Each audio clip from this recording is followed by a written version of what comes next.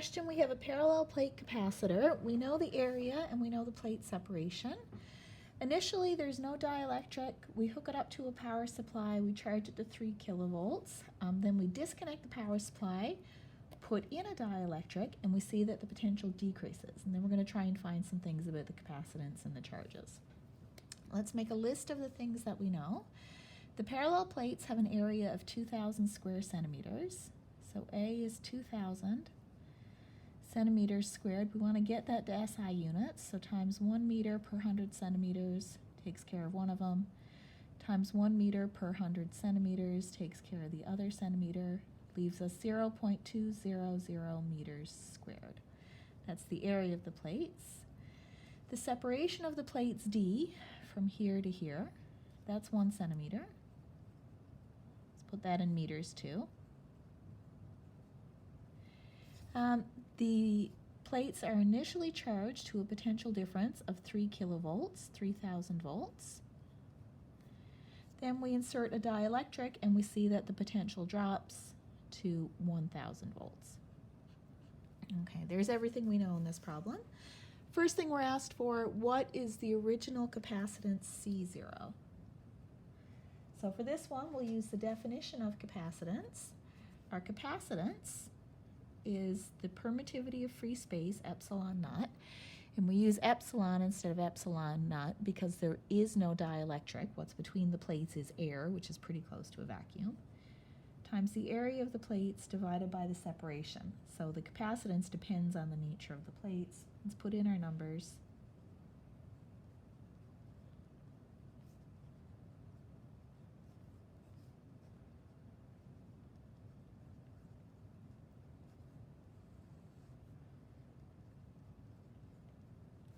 And what we get for our capacitance is 1.77 times 10 to the minus 10 farads. Could also say it's 177 picofarads. That's okay too. Part B, what is the magnitude of charge on each plate? So we want to find Q. Let's also remember that capacitance is the amount of charge divided by the potential. So that means the net charge on each plate is the capacitance times the potential. And here we're still dealing with before the dielectric is inserted, so we use our potential from before.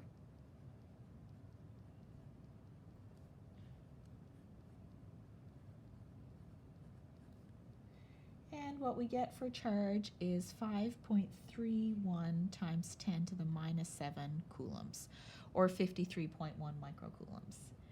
Next, what is the capacitance after we put the dielectric in? And remember, we've disconnected the power supply so the charge stays the same, so no change in charge. So our new capacitance is the same old charge divided by the new potential.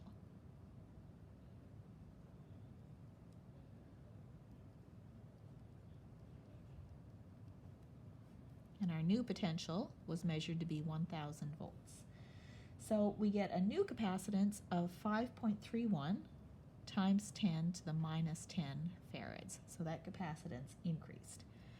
Part D, what is the dielectric constant kappa of the dielectric? So let's remember how the dielectric constant relates our capacitances. Our new capacitance C is the dielectric constant kappa times our old capacitance. So kappa is C over C0.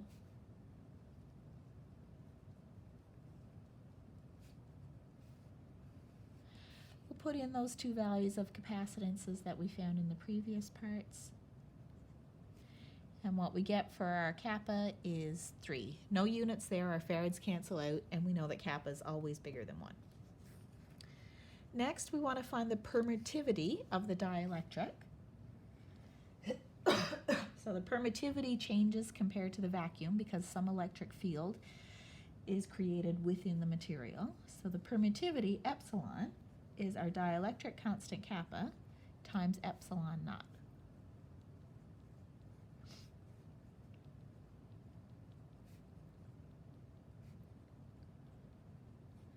And what we get there is 2.66 times 10 to the minus 11 farads per meter. Next, what was the original electric field between the plates? We can find that by remembering how field is related to potential. Electric field is the change in potential, the potential difference, divided by the separation. That initial potential difference was 3,000 volts. Our plate separation was 1 centimeter. So we get 3 times 10 to the 5 volts per meter. And what is our electric field after we put in the dielectric? Well, we can use the same relationship, potential over distance, but now we use the new potential because the dielectric has been inserted. And we get a new electric field of 1 times 10 to the 5 volts per meter.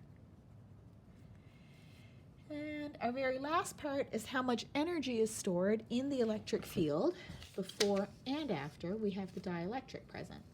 So let's remember how we find electric potential energy stored in a capacitor. The electric potential energy U, and I'm using a capital U here for energy, not a lowercase u for energy density. Electric potential energy before the capacitor has the dielectric inserted is 1/2 times the capacitance times the potential squared. So let's put in the things that we know.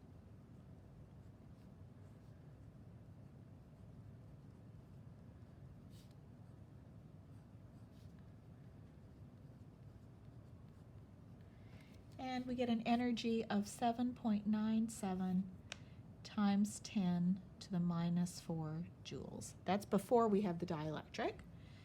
We can use the same equation for after we have the dielectric, but we have to use the new capacitance and the new potential.